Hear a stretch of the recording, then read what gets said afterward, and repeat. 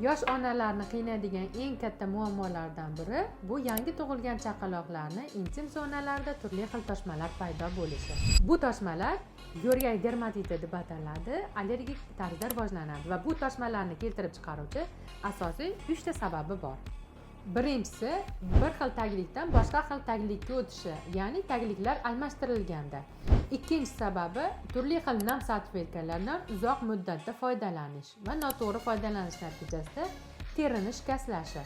Uchinchi asosiy sababchisi bola uzoq vaqt peshobi yoki axlat chiqargan holida taglikda qolib ketishi yoki bolani tez ichib o'tgan disbakterioz holati bo'lsa, shundan so'ng albatta terisida yo'rgak dermatiti rivojlanishi mumkin.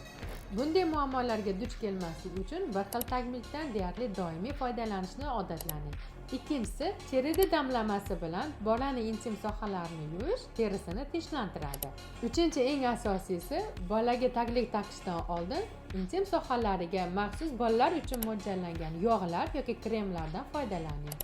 Bolani tagliklarini tez tekshirib, uni o'z vaqtida almashtirishga odatlaning.